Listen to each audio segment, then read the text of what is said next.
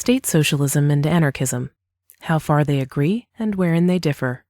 Benjamin R. Tucker, 1888. Probably no agitation has ever attained the magnitude, either in the number of its recruits or the area of its influence, which has been attained by modern socialism and at the same time been so little understood and so misunderstood, not only by the hostile and the indifferent, but by the friendly and even by the great mass of its adherents themselves. This unfortunate and highly dangerous state of things is due partly to the fact that the human relationships which this movement, if anything so chaotic can be called a movement, aims to transform, involve no special class or classes, but literally all mankind.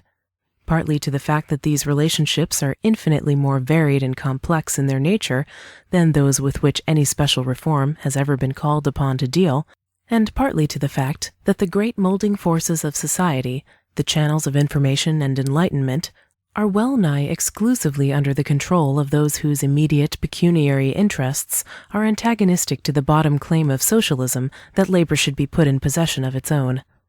Almost the only persons who may be said to comprehend even approximately the significance, principles, and purposes of socialism are the chief leaders of the extreme wings of the socialistic forces, and perhaps a few of the money kings themselves. It is a subject of which it has lately become quite the fashion for preacher, professor, and penny-a-liner to treat, and for the most part woeful work they have made with it, exciting the derision and pity of those competent to judge. That those prominent in the intermediate socialist divisions do not fully understand what they are about is evident from the positions they occupy. If they did, if they were consistent, logical thinkers, if they were what the French call consequent men, their reasoning faculties would long since have driven them to one extreme or the other.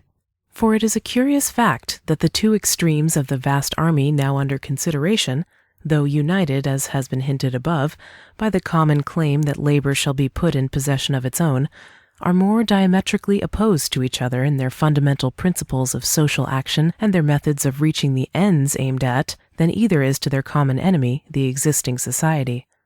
They are based on two principles, the history of whose conflict is almost equivalent to the history of the world since man came into it, and all intermediate parties, including that of the upholders of the existing society, are based upon a compromise between them. It is clear, then, that any intelligent, deep-rooted opposition to the prevailing order of things must come from one or the other of these extremes, for anything from any other source, far from being revolutionary in character, could be only in the nature of such superficial modification as would be utterly unable to concentrate upon itself the degree of attention and interest now bestowed upon modern socialism. The two principles referred to are authority and liberty, and the names of the two schools of socialistic thought which fully and unreservedly represent one or the other of them are, respectively, State Socialism and Anarchism. Whoso knows what these two schools want and how they propose to get it understands the socialistic movement.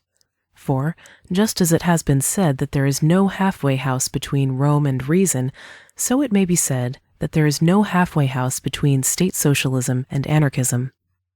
There are, in fact, two currents steadily flowing from the center of the socialistic forces which are concentrating them on the left and on the right, and if socialism is to prevail, it is among the possibilities that, after this movement of separation has been completed and the existing order have been crushed out between the two camps, the ultimate and bitterer conflict will still be to come.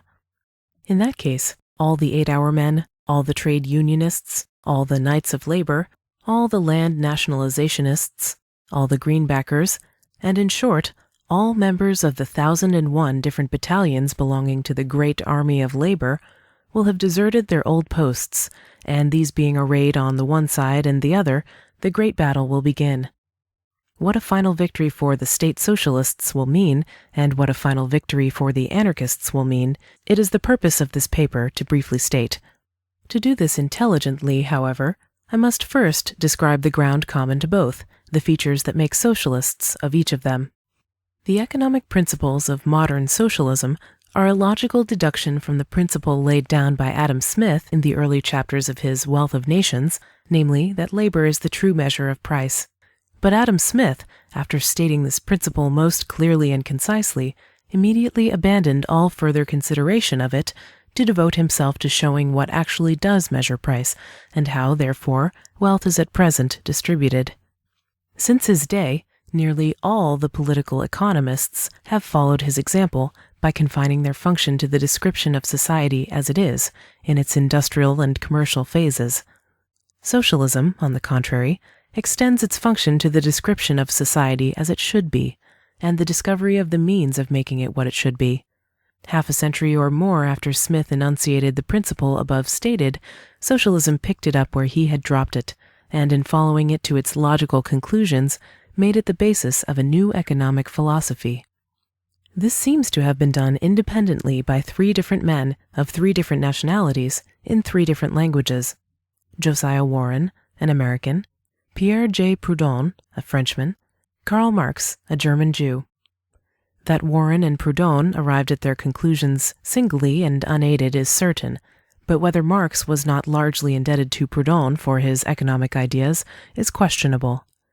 However this may be, Marx's presentation of the ideas was in so many respects peculiarly his own that he is fairly entitled to the credit of originality. That the work of this interesting trio should have been done so nearly simultaneously would seem to indicate that socialism was in the air, and that the time was ripe and the conditions favorable for the appearance of this new school of thought. So far as priority of time is concerned, the credit seems to belong to Warren, the American, a fact which should be noted by the stump orators who are so fond of declaiming against socialism as an imported article. Of the purest revolutionary blood, too, this Warren, for he descended from the Warren who fell at Bunker Hill. From Smith's principle that labor is the true measure of price, or as Warren phrased it, that cost is the proper limit of price, these 3 men made the following deductions: that the natural wage of labor is its product, that this wage or product is the only just source of income, leaving out, of course, gift, inheritance, etc., that all who derive income from any other source abstract it directly or indirectly from the natural and just wage of labor, that this abstracting process generally takes one of 3 forms: interest, rent, and profit, that these 3 constitute the trinity of usury, and are simply different methods of levying tribute for the use of capital, that capital being simply stored-up labor which has already received its pay in full, its use ought to be gratuitous on the principle that labor is the only basis of price, that the lender of capital is entitled to its return intact and nothing more, that the only reason why the banker, the stockholder, the landlord, the manufacturer, and the merchant are able to exact usury from labor lies in the fact that they are backed by legal privilege or monopoly, and that the only way to secure labor the enjoyment of its entire product or natural wage is to strike down monopoly. It must not be inferred that either Warren, Proudhon, or Marx used exactly this phraseology or followed exactly this line of thought, but it indicates definitely enough the fundamental ground taken by all 3, and their substantial thought up to the limit to which they went in common.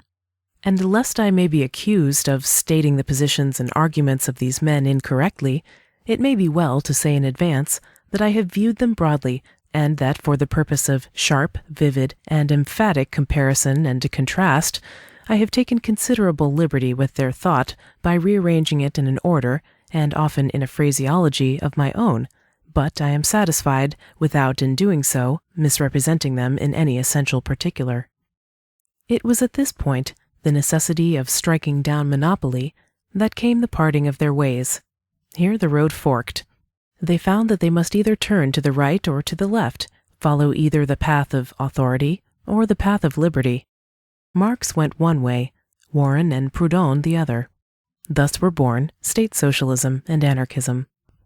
First, then, State Socialism, which may be described as the doctrine that all the affairs of men should be managed by the government, regardless of individual choice. Marx, its founder, concluded that the only way to abolish the class monopolies was to centralize and consolidate all industrial and commercial interests, all productive and distributive agencies, in one vast monopoly in the hands of the state. The government must become banker, manufacturer, farmer, carrier, and merchant, and in these capacities must suffer no competition. Land, tools, and all instruments of production must be wrested from individual hands and made the property of the collectivity. To the individual can belong only the products to be consumed, not the means of producing them.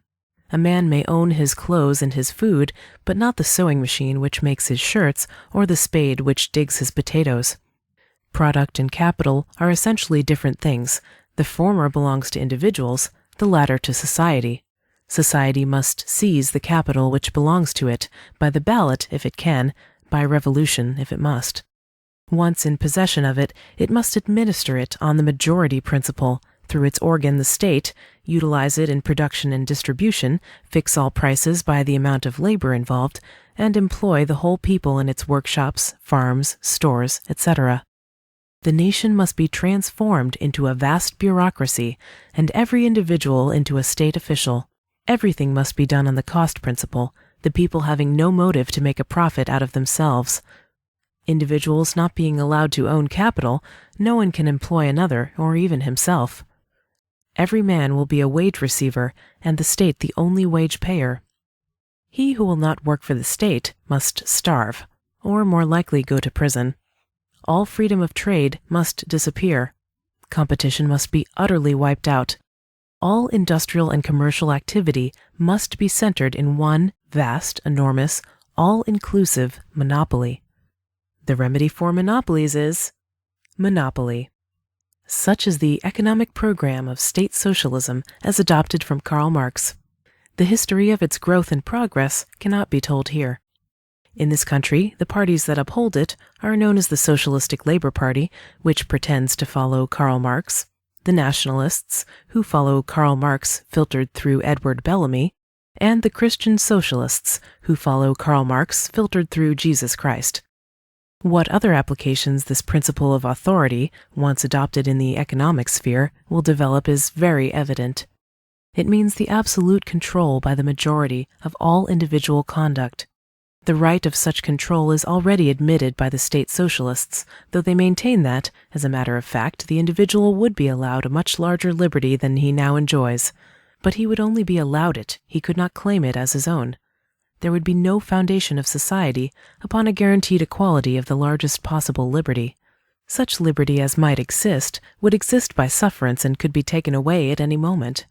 Constitutional guarantees would be of no avail. There would be but one article in the constitution of a state socialistic country. The right of the majority is absolute. The claim of the state socialists, however, that this right would not be exercised in matters pertaining to the individual in the more intimate and private relations of his life, is not borne out by the history of governments. It has ever been the tendency of power to add to itself, to enlarge its sphere, to encroach beyond the limits set for it, and where the habit of resisting such encroachment is not fostered, and the individual is not taught to be jealous of his rights, individuality gradually disappears, and the government or state becomes the all in all. Control naturally accompanies responsibility.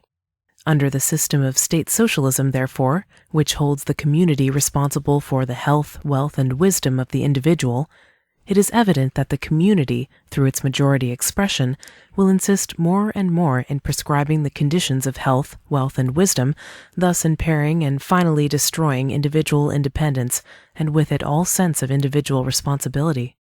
Whatever, then, the state socialists may claim or disclaim, their system, if adopted, is doomed to end in a state religion, to the expense of which all must contribute and at the altar of which all must kneel, a state school of medicine, by whose practitioners the sick must invariably be treated, a state system of hygiene, prescribing what all must and must not eat, drink, wear, and do, a state code of morals, which will not content itself with punishing crime, but will prohibit what the majority decide to be a vice, a state system of instruction, which will do away with all private schools, academies, and colleges, a state nursery, in which all children must be brought up in common at the public expense, and finally, a state family, with an attempt at stirpiculture or scientific breeding, in which no man and woman will be allowed to have children if the state prohibits them, and no man and woman can refuse to have children if the state orders them.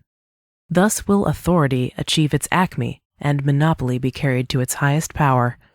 Such is the ideal of the logical state socialist, such the goal which lies at the end of the road that Karl Marx took. Now let us follow the fortunes of Wherein and Proudhon, who took the other road, the road of liberty. This brings us to anarchism, which may be described as the doctrine that all the affairs of men should be managed by individuals or voluntary associations, and that the state should be abolished. When Wherein and Proudhon, in prosecuting their search for justice to labor, came face to face with the obstacle of class monopolies, they saw that these monopolies rested upon authority, and concluded that the thing to be done was not to strengthen this authority, and thus make monopoly universal, but to utterly uproot authority and give full sway to the opposite principle, liberty, by making competition, the antithesis of monopoly, universal. They saw in competition the great leveler of prices to the labor cost of production. In this they agreed with the political economists.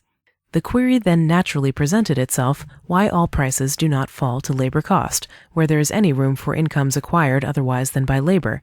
In a word, why the usurer, the receiver of interest, rent, and profit, exists. The answer was found in the present one-sidedness of competition. It was discovered that capital had so manipulated legislation that unlimited competition is allowed in supplying productive labor, thus keeping wages down to the starvation point or as near it as practicable, that a great deal of competition is allowed in supplying distributive labor or the labor of the mercantile classes, thus keeping not the prices of goods but the merchants' actual profits on them down to a point somewhat approximating equitable wages for the merchant's work, but that almost no competition at all is allowed in supplying capital, upon the aid of which both productive and distributive labor are dependent for their power of achievement, thus keeping the rate of interest on money and of house rent and ground rent at as high a point as the necessities of the people will bear. On discovering this, Wherein and Proudhon charged the political economists with being afraid of their own doctrine. The Manchester men were accused of being inconsistent. They believed in liberty to compete with the laborer in order to reduce his wages, but not in liberty to compete with the capitalist in order to reduce his usury. Laissez-faire was very good sauce for the goose, labor, but was very poor sauce for the gander, capital. But how to correct this inconsistency, how to serve this gander with this sauce, how to put capital at the service of businessmen and laborers at cost or free of usury, that was the problem. Marx, as we have seen, solved it by declaring capital to be a different thing from product, and maintaining that it belonged to society and should be seized by society and employed for the benefit of all alike. He maintained that capital and product are not different kinds of wealth, but simply alternate conditions or functions of the same wealth, that all wealth undergoes incessant transformation from capital into product and from product back into capital, the process repeating itself interminably. That capital and product are purely social terms, that what is product to one man immediately becomes capital to another and vice versa, that if there were but one person in the world, all wealth would be to him at once capital and product, that the fruit of A's toil is his product, which, when sold to B, becomes B's capital, unless B is an unproductive consumer, in which case it is merely wasted wealth outside the view of social economy, that a steam engine is just as much a product as a coat, and that a coat is just as much capital as a steam engine, and that the same laws of equity govern the possession of the one that govern the possession of the other. For these and other reasons, Proudhon and Wherein found themselves unable to sanction any such plan as the seizure of capital by society. But, though opposed to socializing the ownership of capital, they aimed nevertheless to socialize its effects by making its use beneficial to all instead of a means of impoverishing the many to enrich the few. And when the light burst in upon them, they saw that this could be done by subjecting capital to the natural law of competition, thus bringing the price of its own use down to cost, that is, to nothing beyond the expenses incidental to handling and transferring it. So they raised the banner of absolute free trade at home as well as with foreign countries, the logical carrying out of the Manchester doctrine, laissez-faire the universal rule. Under this banner they began their fight upon monopolies, whether the all-inclusive monopoly of the State Socialists or the various class monopolies that now prevail. Of the latter they distinguished 4 of principal importance: the money monopoly, the land monopoly, the tariff monopoly, and the patent monopoly.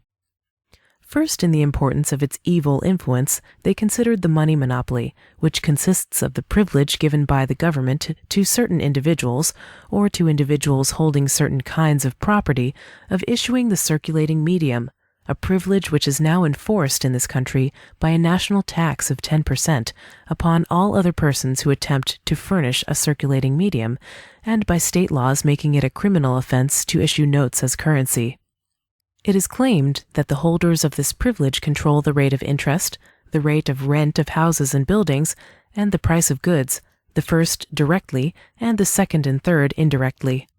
For, say Proudhon and Wherein, if the business of banking were made free to all, more and more persons would enter into it until the competition should become sharp enough to reduce the price of lending money to the labor cost, which statistics now show to be less than 0.75%. In that case, the thousands of people who are now deterred from going into business by the ruinously high rates which they must pay for capital with which to start and carry on business will find their difficulties removed. If they have property which they do not desire to convert into money by sale, a bank will take it as collateral for a loan of a certain proportion of its market value at less than 1% discount. If they have no property, but are industrious, honest, and capable, they will generally be able to get their individual notes endorsed by a sufficient number of known and solvent parties, and on such business paper they will be able to get a loan at a bank on similarly favorable terms. Thus interest will fall at a blow. The banks will really not be lending capital at all, but will be doing business on the capital of their customers, the business consisting in an exchange of the known and widely available credits of the banks for the unknown and unavailable, but equally good, credits of the consumers, and a charge, therefore, of less than 1%, not as interest for the use of capital, but as pay for the labor of running the banks. This facility of acquiring capital will give an unheard-of impetus to business, and consequently create an unprecedented demand for labor, a demand which will always be in excess of the supply, directly to the contrary of the present condition of the labor market. Then will be seen an exemplification of the words of Richard Cobden that, when two laborers are after one employer, wages fall, but when two employers are after one laborer, wages rise. Labor will then be in a position to dictate its wages, and will thus secure its natural wage, its entire product. Thus the same blow that strikes interest down will send wages up. But this is not all. Down will go profits also. For merchants, instead of buying at high prices on credit, will borrow money of the banks at less than 1%, buy at low prices for cash, and correspondingly reduce the prices of their goods to their customers. And with the rest will go house rent, for no one who can borrow capital at 1%, with which to build a house of his own, will consent to pay rent to a landlord at a higher rate than that. Such is the vast claim made by Proudhon and Wherein as to the results of the simple abolition of the money monopoly. Second in importance comes the land monopoly, the evil effects of which are seen principally in exclusively agricultural countries like Ireland. This monopoly consists in the enforcement by government of land titles which do not rest upon personal occupancy and cultivation. It was obvious to Wherein and Proudhon that, as soon as individualists should no longer be protected by their fellows in anything but personal occupancy and cultivation of land, ground rent would disappear, and so usury have one less leg to stand on. Their followers of today are disposed to modify this claim to the extent of admitting that the very small fraction of ground rent which rests not on monopoly, but on superiority of soil or site, will continue to exist for a time and perhaps forever, though tending constantly to a minimum under conditions of freedom. But the inequality of soils which gives rise to the economic rent of land, like the inequality of human skill which gives rise to the economic rent of ability, is not a cause for serious alarm even to the most thorough opponent of usury, as its nature is not that of a germ from which other and graver inequalities might spring, but rather that of a decaying branch which may finally wither and fall. Third, the tariff monopoly, which consists in fostering production at high prices and under unfavorable conditions by visiting with the penalty of taxation those who patronize production at low prices and under favorable conditions. the evil to which this monopoly gives rise might more properly be called misusury than usury, because it compels labor to pay not exactly for the use of capital, but rather for the misuse of capital. The abolition of this monopoly would result in great reduction in the prices of all articles taxed, and this saving to the laborers who consume these articles would be another step towards securing to the laborer his natural wage, his entire product. Proudhon admitted, however, that to abolish this monopoly before abolishing the money monopoly would be a cruel and disastrous police, first because the evil of scarcity of money, created by the money monopoly, would be intensified by the flow of money out of the country, which would be involved in an excess of imports over exports, and second, because that fraction of the laborers of the country which is now employed in the protected industries would be turned adrift to face starvation without the benefit of the insatiable demand for labor which a competitive money system would create. Free trade in money at home, making money and work abundant, was insisted upon by Proudhon as a prior condition of free trade in goods with foreign countries. Fourth, the patent monopoly, which consists in protecting inventors and authors against competition for a period long enough to enable them to extort from the people a reward enormously in excess of the labor measure of their services. In other words, in giving certain people a right of property for a term of years in laws and facts of nature, and the power to exact tribute from others for the use of this natural wealth, which should be open to all. The abolition of this monopoly would fill its beneficiaries with a wholesome fear of competition, which would cause them to be satisfied with pay for their services equal to that which other laborers get for theirs, and to secure it by placing their products and works on the market at the outset at prices so low that their lines of business would be no more tempting to competitors than any other lines. The development of the economic program, which consists in the destruction of these monopolies and the substitution for them of the freest competition, led its authors to a perception of the fact that all their thought rested upon a very fundamental principle, the freedom of the individual, his right of sovereignty over himself, his products, and his affairs, and of rebellion against the dictation of external authority. Just as the idea of taking capital away from individuals and giving it to the government started Marx in a path which ends in making the government everything and the individual nothing, so the idea of taking capital away from government-protected monopolies and putting it within easy reach of all individuals started Wherein and Proudhon in a path which ends in making the individual everything and the government nothing. If the individual has a right to govern himself, all external government is tyranny. Hence the necessity of abolishing the state. This was the logical conclusion to which Wherein and Proudhon were forced, and it became the fundamental article of their political philosophy. It is the doctrine which Proudhon named anarchism, a word derived from the Greek, and meaning not necessarily absence of order, as is generally supposed, but an absence of rule. The anarchists are simply unterrified Jeffersonian Democrats. They believe that the best government is that which governs least, and that that which governs least is no government at all. Even the simple police function of protecting person and property they deny to governments supported by compulsory taxation. Protection they look upon as a thing to be secured, as long as it is necessary, by voluntary association and cooperation for self-defense, or as a commodity to be purchased like any other commodity, of those who offer the best article at the lowest price. In their view, it is in itself an invasion of the individual to compel him to pay for or suffer a protection against invasion that he has not asked for and does not desire. And they further claim that protection will become a drug in the market after poverty and consequently crime have disappeared through the realization of their economic program.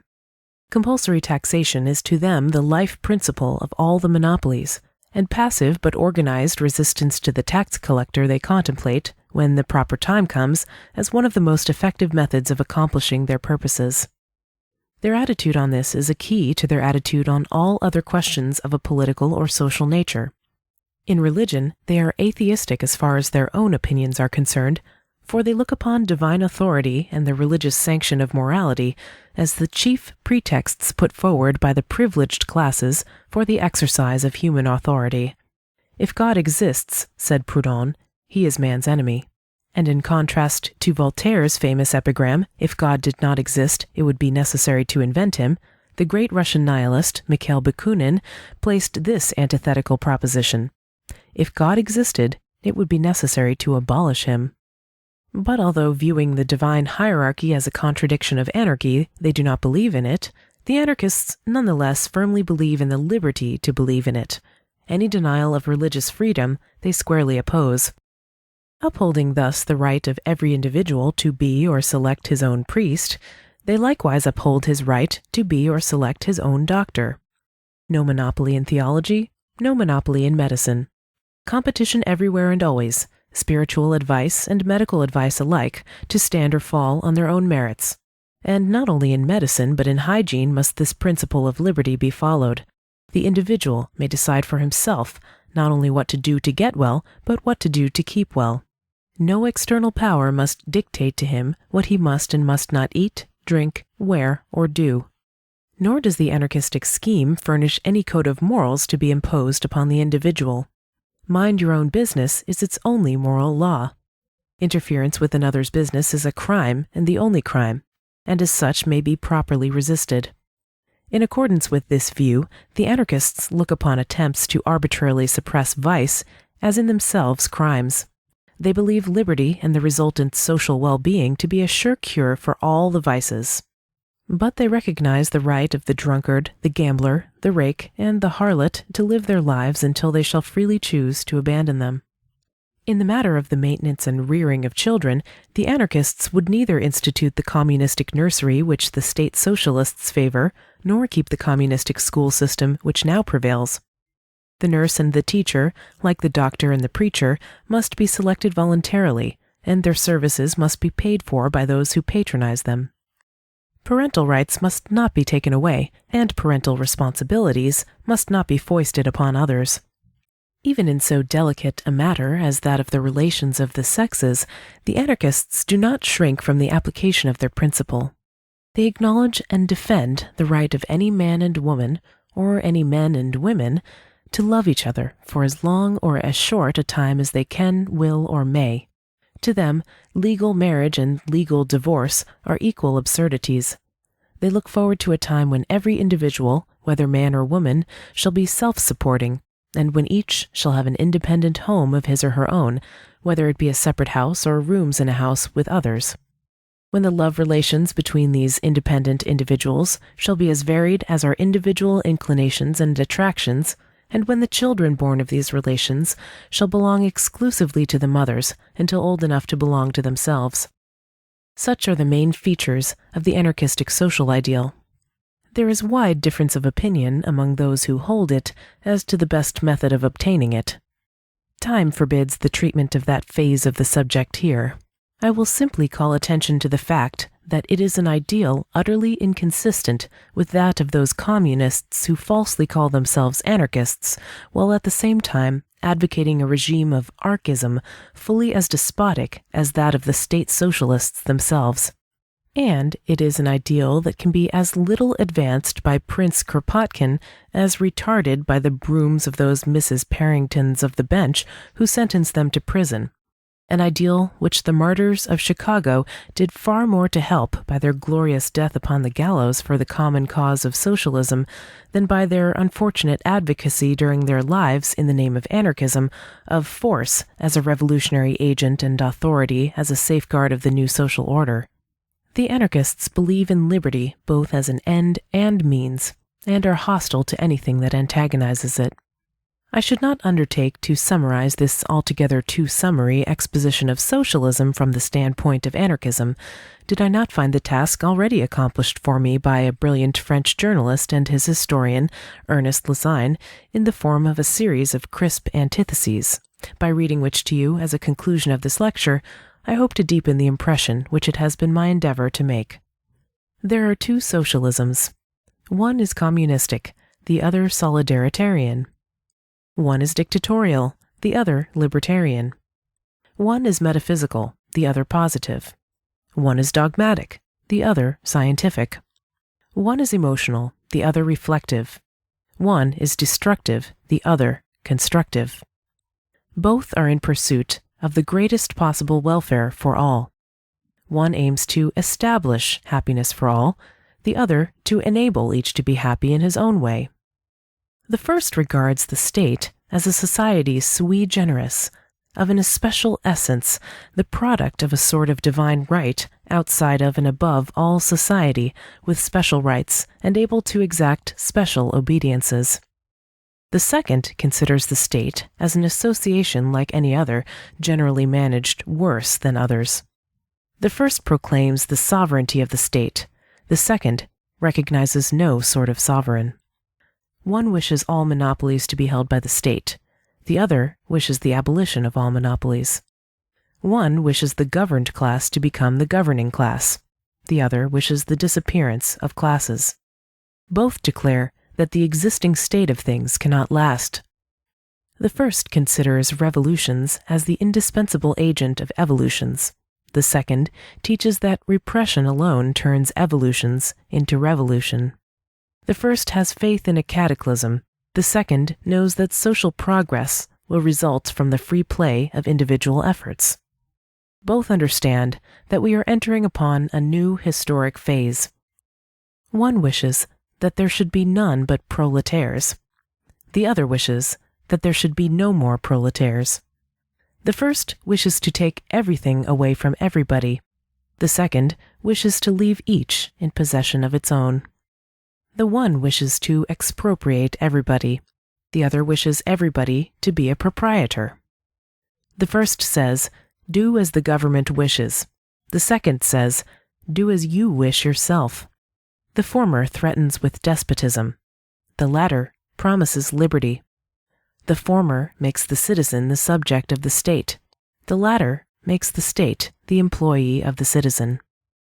One proclaims that labor pains will be necessary to the birth of a new world.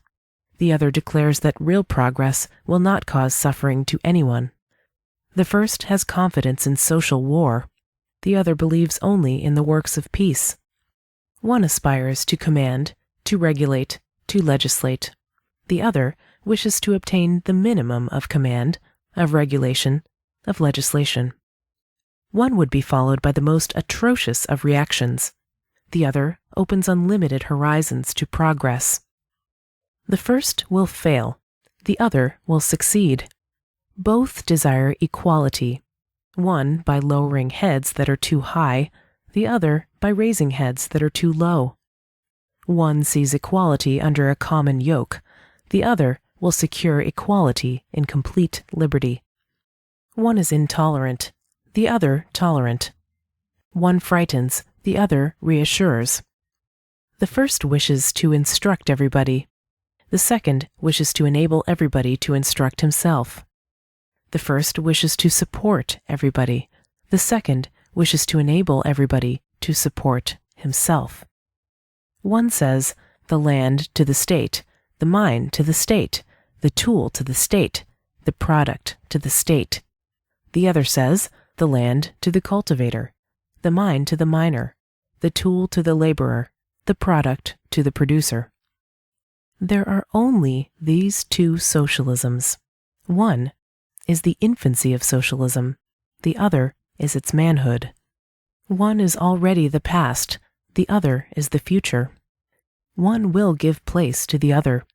Today, each of us must choose for the one or the other of these two socialisms, or else confess that he is not a socialist.